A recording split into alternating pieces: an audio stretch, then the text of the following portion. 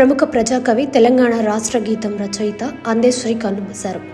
64 ఏళ్ల అందెశ్రీ కొంతకాలంగా అనారోగ్యంతో బాధపడుతున్నారు.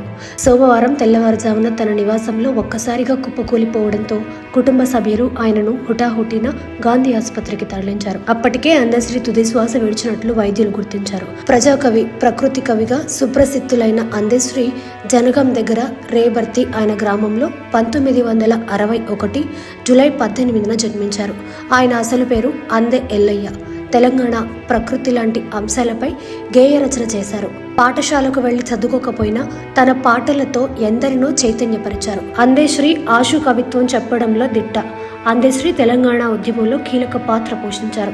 ఆయన రచించిన జయ జయ హే తెలంగాణ పాటను తెలంగాణ రాష్ట్ర గీతంగా రేవంత్ రెడ్డి సర్కార్ అధికారికంగా ప్రకటించింది. తెలంగాణ ఉద్యమంలో కీలక పాత్ర పోషించినందుకు గాను 2025 జూన్ 2న తెలంగాణ ఆవిర్భావ దినోత్సవం సందర్భంగా సీఎం రేవంత్ రెడ్డి చేతుల మీదుగా ₹1 కోటి నగదు పురస్కారాన్ని అందుకున్నారు అందెశ్రీ. నారాయణమూర్తి నటించిన పలు విప్లవాత్మక సినిమాల విజయం వెనుక అందెశ్రీ పాటలున్నాయి. మాయమైపోతుండమ్మా మనిషి అన్నవాడు, చూడ చక్కని తల్లి, చుక్కల్లో జాబిల్లి, పల్లె నీకు వందనములమ్మో, జనజాతరలో మన గీతం వంటి పాటలు అందెశ్రీకి మంచి పేరు తీసుకొచ్చాయి.